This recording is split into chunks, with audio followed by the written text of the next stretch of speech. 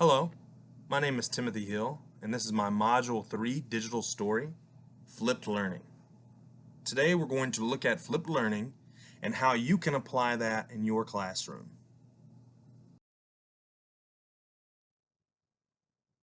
To begin, we have to ask ourselves, what is flipped learning? When would you use flipped learning? What makes it flipped? These are things that people outside of education are asking when they hear about the term flipped learning. Let's dive in.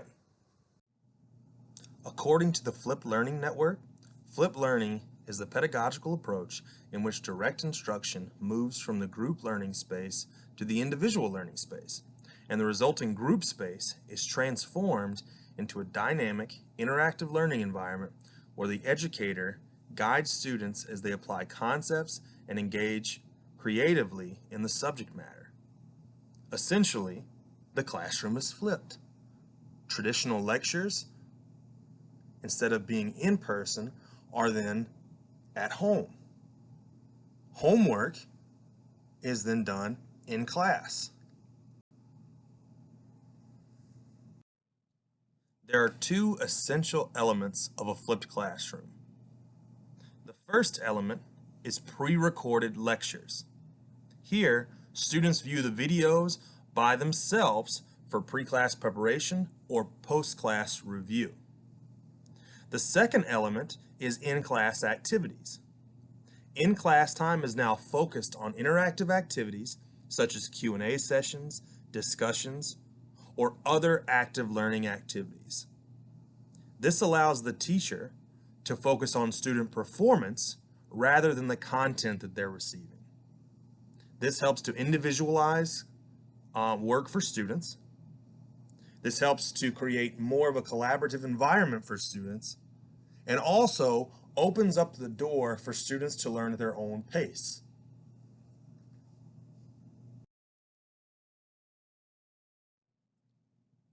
The Flipped Learning Network has broken down FLIP into 4 pillars. These pillars can guide educators to ensure that they were following and creating quality flipped learning classrooms. Let's look at each of these pillars individually.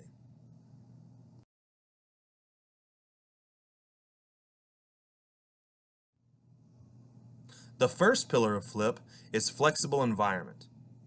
Educators create flexible learning spaces where students choose when and where they learn. Additionally, educators who flip their classes are flexible in their expectations of student timelines for learning and in their assessment of student learning. This allows students to work at their own pace and really engage in the curriculum.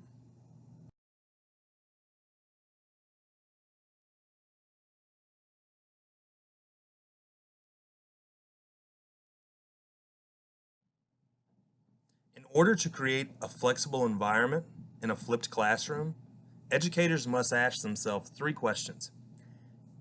Did I establish spaces and timeframes that permit students to interact and reflect on their learning needs?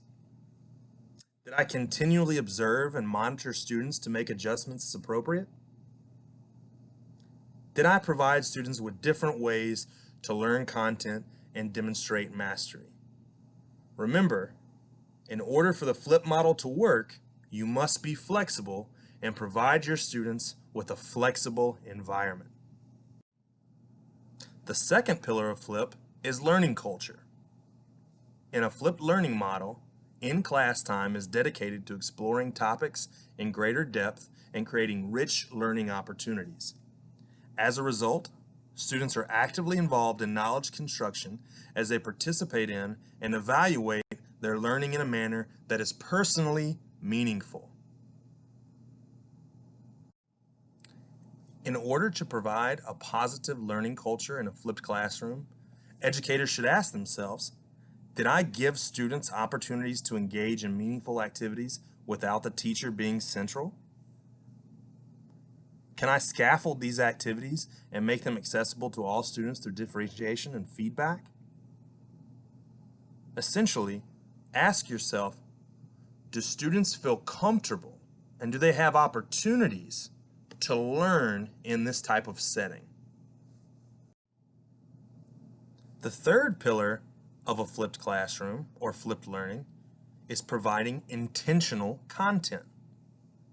Flipped learning educators determine what they need to teach and what materials students should handle on their own. Educators use intentional content to maximize classroom time in order to adopt methods of student-centered, active learning strategies depending on grade level and subject matter. When applying the third pillar, educators should ask themselves, did I prioritize concepts used in direct instruction for learners to access on their own? Did I create or curate relevant content, typically videos, for my students?